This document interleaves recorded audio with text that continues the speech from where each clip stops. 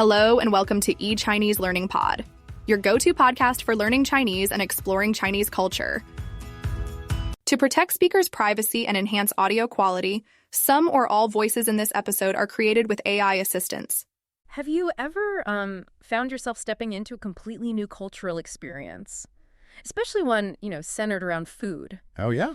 And you feel that kind of mix of excitement, but also just a little bit of, apprehension. Totally. The thrill is there, the new smells, the sounds. But in the back of your mind, there's that little voice going, am I going to mess this up? Am I going to offend someone? Or just look completely lost, yeah. Exactly. Yeah. Well, if that sounds familiar, you are definitely in the right place today. Because today, we're doing a deep dive, a really immersive journey into something universal, but also incredibly varied.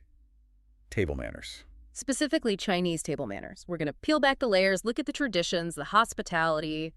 It's a fascinating world. It really is. Our mission really is to help you, our listener, understand those unspoken rules, maybe uncover some surprising customs, learn to read the signals. Right, so that by the end of this, any potential awkwardness, hopefully that turns into confidence, real cultural immersion. We want to give you the know-how to not just get through a meal, but to actually enjoy it, to connect with the culture through the food.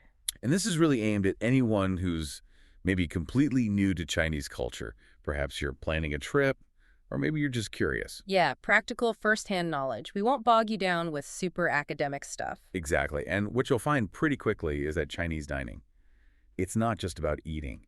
It's deeply communal. Steeped in tradition, centuries of it. And often quite different from, say, typical Western meals with individual plates and all that. You mentioned it's not just about eating. It's almost like a philosophy, isn't it? That's a great way to put it. For so many Chinese people, food isn't just part of life. Sure. Well, it's kind of the core. More than just sustenance. Oh, absolutely. It's central to daily thinking, planning. People joke, but it's true. After breakfast, they're planning lunch. After lunch, thinking about dinner. It's constant. And you see it in the rhythm of the day, too. Think about places in southern China. You have dedicated meal times beyond the main three. Like, 早茶 means morning tea, but it's really 点心 it's not a quick bite, it's a whole social event, a specific time set aside for it. Right. 点心 Love 点心 Or ye shir, the midnight snack. Again, not just grabbing something randomly, it's like a recognized, almost institutionalized food time. Wow. So these are really ingrained cultural things. Deeply rooted. And this focus on food, it naturally extends into social relationships, hierarchy even. How so? Or you can learn a lot just by watching how people interact at the table. Who serves whom, where people sit, how they offer food. It reveals status, respect, connections. It's like a hidden language. Exactly. Understanding the dining customs is like getting a direct window into those societal structures. And this ties into hospitality too, right? The idea of the host providing a huge meal. Immensely. Chinese hosts take enormous pride in offering an abundant meal. It's not just about being nice. It's a core cultural value. Generosity expressed through food. It's part of that whole Guangxi concept, maybe, the relationships. Precisely. A big banquet with tons of courses isn't just feeding people. It's a statement. It shows the host's respect, their welcome, their status even. It strengthens those social bonds. It's definitely a Chinese trademark, those huge banquets. A grand gesture. A really significant expression of welcome. Okay, so you get invited, you arrive. What's the first thing you need to navigate? Finding your seat, I guess. Finding your seat is definitely step one, and it's not always random. Banquets are often in private rooms, big round tables. Symbolizing unity, right? The round table. Exactly. And you'll almost always see the lazy Susan in the middle. Essential for sharing. Star of the show. But yeah, the seating, even without name cards, there's a traditional hierarchy. It's quite fascinating. Okay, break it down for us. So the person considered, let's say, the least important, maybe the junior person or someone acting as liaison with the staff, they often sit closest to the entrance or the service door. Is that like a bad spot? Not at all. It's actually practical. They can easily talk to the servers, manage the flow, without disturbing the main guests. Oh, okay. Makes sense. Then, the guest of honor, the most important person, they sit furthest from the entrance, often with their back to a solid wall. Why the wall? It symbolizes security, prominence. It's the position of highest honor. Interesting. And everyone else? The other really notable guests sit near the guest of honor, typically to their left and right. Then others fill in the remaining spots, usually working back towards the door. So you can almost read the room just by seeing who sits where. You really can. It reveals a lot about the relationships and status within the group. It's less rigid at super casual meals, maybe with close friends or family. But for a formal banquet. Oh, it's fundamental. Yeah. And here's a huge tip. Never sit down before the guest of honor or the most senior person is seated. Oh, wow. Okay. Don't do that. Seriously, it's considered terribly rude, a major misstep right at the beginning. Wait for them. Got it. Wait for the signal. So you're seated? Yeah. Now what? The lazy Susan. Yep, time to master the lazy Susan. Yeah. It's brilliant for sharing, really embodies that communal spirit. But, like everything, there's etiquette. Rule number 1.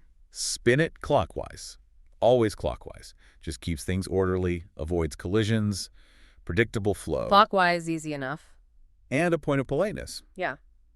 If you see someone across the table, maybe looking longingly at a dish that's far away, or their plate is empty. Give it a spin for them. Exactly. Send the platters their way. It's thoughtful. Shows you're paying attention to everyone. Nice. And serving yourself. You get your own little bowl, right? Usually for rice. Yep. Typically a small bowl for plain rice. The main dishes, the shared ones, are on the lazy Susan. So how do you approach that? The general advice is to take food from the dish that's directly in front of you first. Then, if you want something else, you gently spin the lazy Susan. Avoids reaching across, keeps it neat. Right. And a couple of common mistakes to avoid here. First, don't take huge portions from the communal dishes, especially on the first round. Why is that? Just politeness. Politeness, yes, but also practicality. You need to make sure everyone gets a chance to try everything. Share the wealth. Makes sense. What else? And definitely don't dig through a shared plate looking for the best bits. No treasure hunting. No treasure hunting. It's considered really bad manners. You take what's easily accessible from the top or the side closest to you. Show some restraint and consideration. Okay, good tips. Now, chopsticks. The big one for many foreigners. Just holding them is step 1, right? That's the first hurdle, for sure. But once you can basically use them, there's this whole other layer of etiquette. It's not just a tool, it's like an extension of your hand, culturally speaking. So what are the big no-nos, the taboos? Okay, let's hit the major ones. Yeah. First, never ever tap your chopsticks against your bowl or plate. Why not? It's called the beggar's knock. Historically, beggars would tap their bowls to ask for food. So doing it at the table implies, well, it's just very low class and rude. Wow. Okay, no drumming. Definitely no drumming. Kids in China get scolded hard for doing that. Sometimes even told they can't eat if they keep doing it. It's serious. Yikes. Okay, what's next? This one is huge. Probably the biggest taboo. Do not stick your chopsticks vertically into your food, especially not in your rice bowl. I think I've heard this one. It looks like incense sticks. All right, exactly like joss sticks used in offerings for the dead, like at funerals. Sticking them upright in your rice bowl is like inviting death or bad luck to the table. Hugely disrespectful. So what do you do with them when you're not eating? Just lay them flat across your bowl or on the provided chopstick rest. Simple. Keeps them out of the way and avoids any morbid symbolism. Lay them flat. Got it. Now, serving from those shared dishes, you don't use your own chopsticks for that, do you? Seems kind of unhygienic. You're right. And no, you absolutely don't. There will almost always be separate serving utensils, serving chopsticks, spoons, tongs. Use those. The communal ones. Always use the communal ones for the shared platters. Your personal chopsticks only touch your own food and go to your mouth. It's basic hygiene and respect. Makes sense. What about pointing? We're told not to point with fingers. Does that apply to chopsticks too? Very much so. Pointing at people with your chopsticks is considered really rude. Just like pointing with a finger, maybe even worse because it's a utensil. Okay, so keep them low. Yeah, keep them relatively low to the table when picking up food. Avoid big sweeping gestures or using them to point things out. Just be mindful. Okay. What if I, touch a piece of food on the shared plate with my chopsticks, but then I decide I don't want it? Can I put it back? The commitment rule? Yeah. No, you can't put it back. Once your chopsticks touch a piece of food on a communal dish, you have to take it. Really? Yeah. You're committed. You're committed. It's seen as polite, decisive.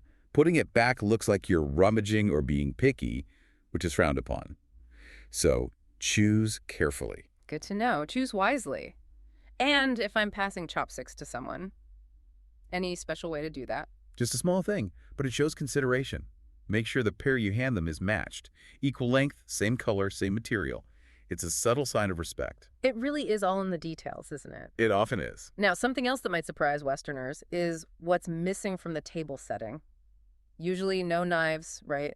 Sometimes not even spoons. That's often true in very traditional settings, and there are reasons for it. Knives, historically, were seen as somewhat aggressive or inauspicious at the table. Threatening harmony. Kind of, yeah. Breaking the harmony. Plus, there's a practical side. Chinese food is almost always prepared in bite-sized pieces before it comes to the table. Ah, so the chef already did the cutting. Exactly. Bringing a knife to the table could almost be seen as an insult to the chef, implying they didn't prepare the food properly to be eaten with chopsticks. That makes perfect sense. Okay, what about soup then, if there's no spoon? You generally just lift the bowl and sip it gently. That's the traditional way. Just sip from the bowl. Yep. Perfectly normal, perfectly polite.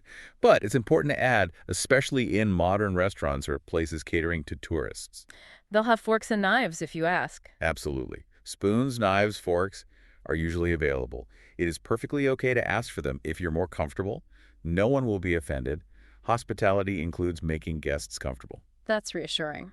Okay, let's talk about the meal itself. The flow, how it's served. We know it's family style. Right. Shared dishes on the Lazy Susan. Which goes back to that point about portion control.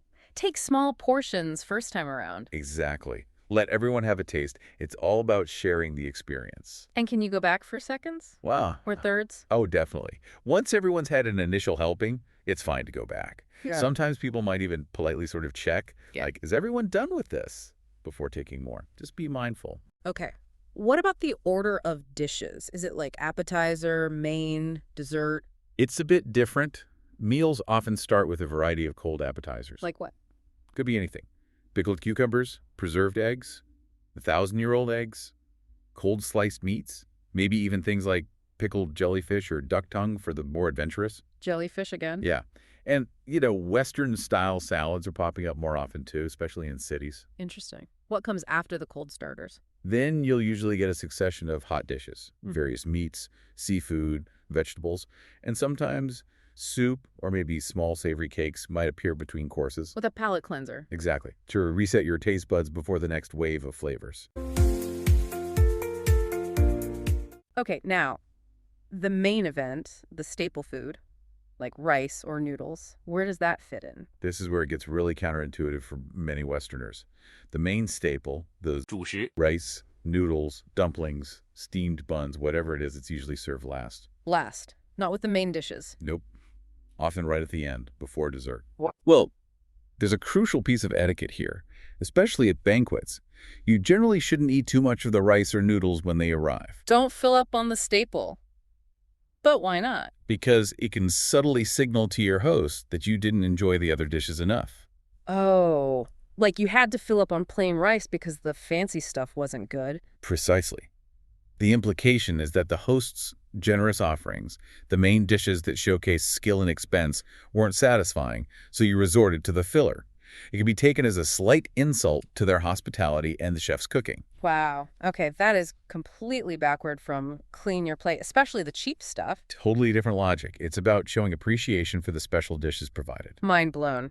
Okay, so rice comes last, don't eat too much. What about dessert? Dessert is often quite simple. Fresh fruit is very common. Sliced oranges, melon, grapes. Something light and refreshing to end the meal. Nice and healthy. Yeah. Though sometimes, interestingly, you might even find something sweet, like fruit tarts or custard, served near the beginning of the meal in some regions or styles, like Cantonese. 点心 Okay, so expect the unexpected sometimes. Now, fish. Fish seems like a big deal at banquets. Huge deal. Fish, yu, in Chinese, sounds exactly the same as the word for abundance or surplus, yu. Ah, the wordplay thing. Like for good luck. Exactly. It symbolizes prosperity, having more than enough. So serving a whole fish is very auspicious. And it's usually served whole, head and all. Almost always steamed whole, yeah. And the head is typically pointed towards the guest of honor. As a sign of respect. A major sign of respect and wishing them abundance. Okay, now the superstition I've heard about, flipping the fish. Don't do that. Correct. This is a big one, especially in coastal areas or among business people. Once you've eaten the meat off the top side of the fish, you do not flip it over to get to the bottom side. Why is it bad luck? Flipping the fish is symbolic of capsizing a boat, which could mean capsizing your fortune, your business, bringing bad luck to fishermen. It's a powerful image. So people take it seriously. Very seriously. Some people will genuinely refuse Yeah. to eat the rest of the fish if someone flips it. Wow. So how do you get the meat on the other side? The proper way is to carefully eat the top side, then gently lift the entire backbone off the fish in one piece. Wriggle it loose. Yeah, kind of wriggle it loose and pull it away, revealing the meat underneath. It takes a little practice, but it keeps the fish upright. Fascinating. No capsizing allowed. What about other, maybe more exotic-sounding dishes besides jellyfish? Well, you might see things that aren't typical Western fare, but are delicacies. Duck stomach, cow tongue, pork intestines. They're often delicious when prepared well. Okay. Be open-minded. Definitely. And as we said, fish heads are served. The eyes are actually considered a particular delicacy. The eyes. Wow. Who gets those? Traditionally offered to the guest of honor. But if you're the guest of honor and you're a bit squeamish, it's perfectly fine to politely offer them to an elder or someone else who might enjoy them. Good escape hatch. What about really controversial stuff like shark fin soup? Is that still around? It exists, but it's much less common and increasingly frowned upon, even banned in many places. Same goes for things like snapping turtle, certain wildlife. There's been a big shift towards conservation. That's good to hear. But you know what is common, and maybe surprising?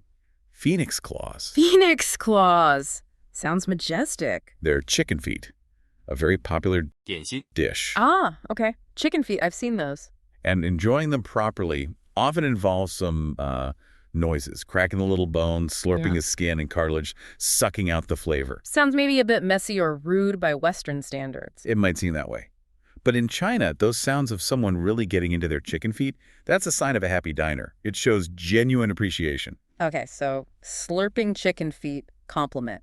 Got it. That's a perfect lead-in to this clean plate club myth. Yes. This is maybe one of the biggest points of confusion. In the West, cleaning your plate shows you like the food, right? No, wait. Exactly. Mom always said so. Well, in China, at least when you're a guest, cleaning your plate can actually be seen as insulting the host. Insulting. How? Because it implies the host didn't provide enough food. If you finish every last scrap, it suggests you're still hungry, that their generosity was insufficient. So leaving a little bit behind is actually the compliment. Precisely. Leaving just a small amount, not heaps, just a polite remainder, signifies that the meal was more than generous. You were so well fed you simply couldn't finish it all. It praises the host's abundance. That is such a different way of thinking about it. Abundance versus waste. Exactly. But context matters here. This leave some food rule isn't universal. Oh. When does it not apply? It mainly applies when you are a guest at someone's home, or at a business meal, or a celebration where the host is paying. In that scenario, leave a little. If you clean your plate, they'll feel obliged to offer you more and more. Because ordering excessive food shows their hospitality and wealth? Right. They want to have leftovers to show how generous they were. Okay, so what's the exception? When should you clean your plate? If you are the one paying the bill. Say you're out with friends at a regular restaurant, and you're footing the bill. Or maybe you're splitting it, though splitting is less common. And finish everything. Then, yes, the expectation shifts towards not being wasteful. Since you're paying, finishing the food shows you value it. So guess leave a bit.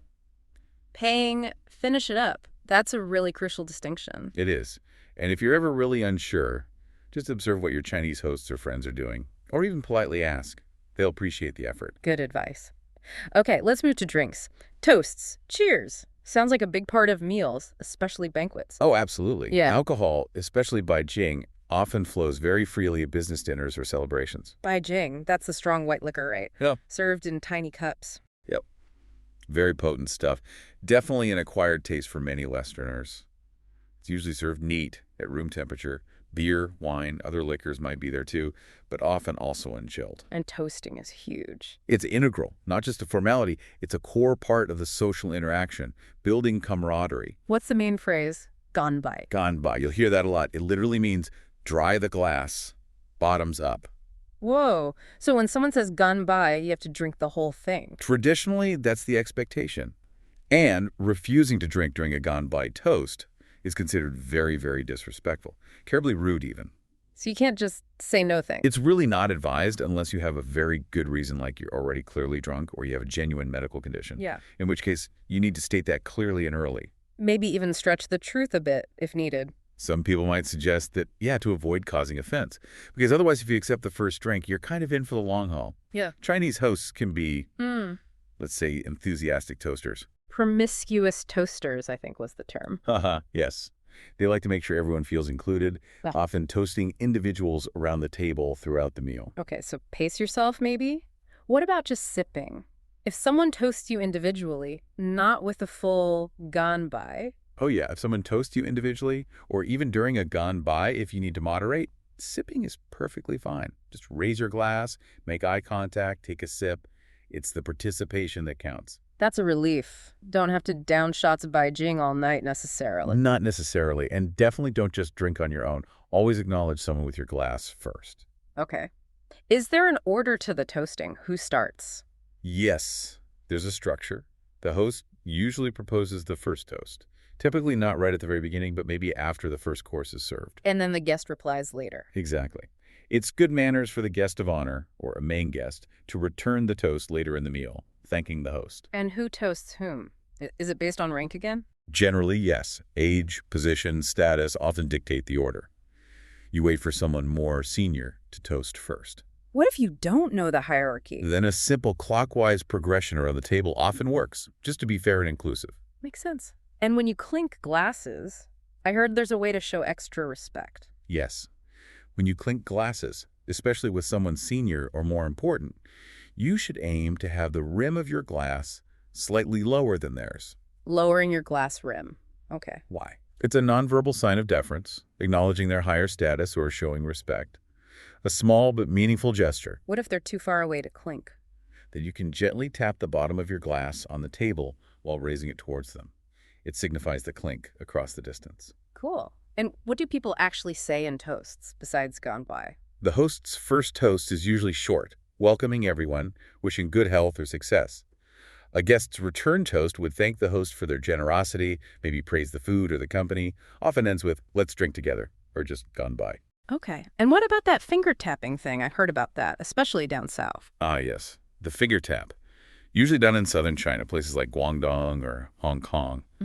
When someone refills your teacup, you might see people tap 2 or 3 fingers on the table near the cup. What does it mean? It's a silent thank you, like a little bow with your fingers. Where does that come from? Legend has it dates back to an emperor traveling incognito.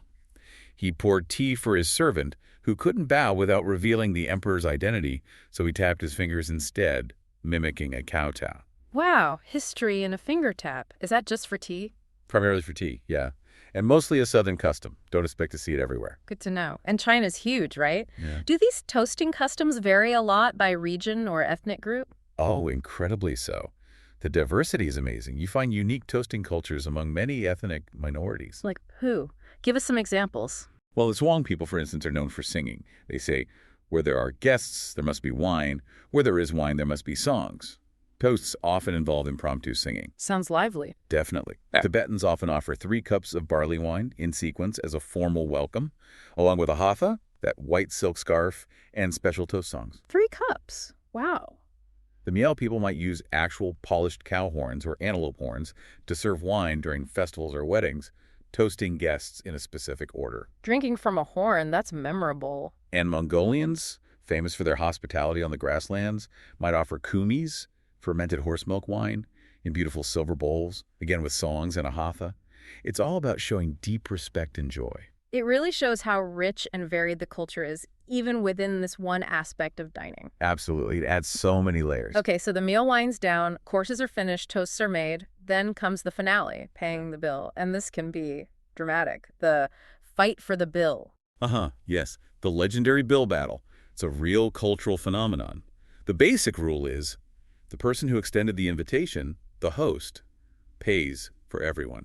So no splitting, generally. What about that term ，AA 制 going Dutch? AA 制 exists, and it's more common among younger people or very casual outings with friends. But for most situations, especially anything slightly formal or involving guests, the host pays. Splitting the bill can feel a bit, well, less generous. Okay, so the host pays, but the guest still has to pretend to want to pay. Exactly. It's the obligatory skirmish. Even if you know the host will pay, as the guest, you must make a sincere-looking offer to pay. You say, 'Wulieba, let me get it,' or allow me. And it's not just saying the words. Oh no, it can often turn into a physical, albeit usually friendly, tussle. People might literally make a dash for the cashier, maybe gently blocking the other person. It's like a post-dinner workout. Pretty much. Burning off those calories. It looks really strange to Westerners who might find fighting over the bill awkward or aggressive, but here it's a ritual display of mutual politeness and generosity. Even if everyone knows who's actually going to pay in the end. Usually, yeah, the host generally wins the fight. But the effort must be made. Fascinating. Okay, stepping back a bit. All these table manners, they reflect bigger cultural values, don't they? Like respect for elders. Absolutely fundamental. Respect for age and hierarchy permeates Chinese society, rooted deep in Confucian traditions. You see it everywhere. Not just at the dinner table. No. In seating, yes, but also who greets whom first, who gets served first, who toasts first. Offering your seat to an elder using respectful titles. It's constant. And what about saving face? 面子 That seems huge. Crucial. 面子 Is all about maintaining dignity, prestige, respect, both for yourself and, importantly, for others. You avoid causing someone else to lose face. How does that play out in conversation? It often leads to more indirect communication. Instead of a blunt no, which can cause loss of face, people might say maybe, or that could be difficult, or I'll see what I can do. So you have to read between the lines. Very much so. Forcing a direct no or being too confrontational can damage relationships. Harmony and preserving dignity are often prioritized over blunt honesty. Which connects to that general indirect communication style, right? Saying it without saying it. Exactly. What's said isn't always the literal or full meaning. You need to pay attention to context, tone, nonverbal cues. It's about avoiding awkwardness, criticism, especially in public, saving face all around. Requires some cultural antenna tuning. Now, something else, personal questions. I've heard Chinese people might ask things that feel quite direct to Westerners. Yeah, that can happen. Questions like, how much do you earn? Are you married? Why don't you have children yet? Which might feel really intrusive to someone from, say, the US or UK. Right. But it's important to understand the intent. It's usually not meant to be rude. It's often an attempt to find common ground, show friendly interest, and build connection. Trying to understand your life situation. So don't take offense necessarily. Try not to. And you absolutely don't have to answer if you're uncomfortable. Just politely deflect, change the subject, or ask them a question back. It's usually fine. Good to know. Okay, one last practical point. Punctuality. For a banquet or dinner invitation. Punctuality is definitely appreciated. It shows respect for the host. For a formal banquet, aim to arrive exactly on time. Not early. Interestingly, no. Arriving early for dinner can be seen as a bit awkward. It might imply you're overly eager, maybe even really hungry, which could subtly cause the host to lose face, like they didn't feed you enough beforehand. Wow, another subtle face thing. So on time is best. On time is perfect. And leaving, especially if you're the guest of honor. If you are the guest of honor, you have a certain responsibility. You should generally aim to leave reasonably shortly after the meal officially concludes. Why is that? Because, traditionally, no one else will leave before the guest of honor does. Your departure signals that it's okay for others to start heading out too. Lingering too long can trap people. Okay, be mindful of your exit queue if you're the VIP. Exactly. Wow.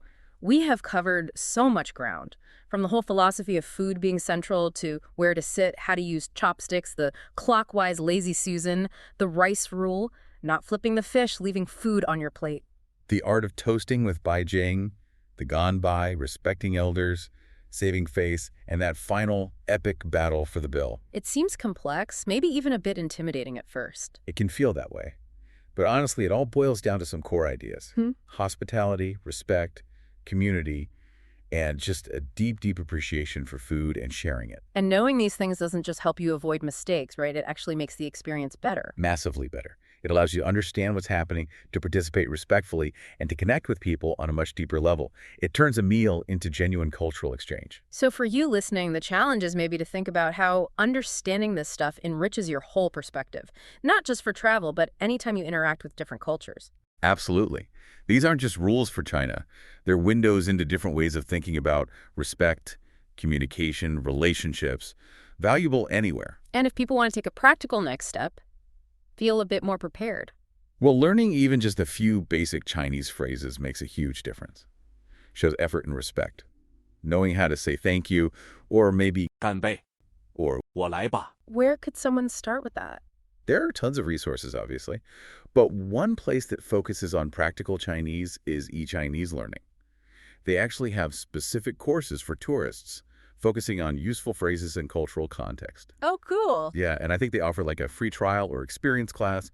It could be a really good way to just dip your toes in, start speaking, and connect the language to all this cultural stuff we've been talking about. That sounds like a great starting point, because really diving into a new culture, especially through food, which is such a universal language, He really is. it just opens up so much joy, so much connection, so much discovery. Couldn't agree more. So hopefully everyone feels a bit more equipped now. Go forth, be brave, try the chicken feet, and enjoy your next Chinese meal with confidence. Want to practice what you've learned today with a real Chinese teacher? You can get a free one-on-one trial lesson at eChineseLearning.com. That's it for today's episode of eChinese Learning Pod. Thanks for tuning in.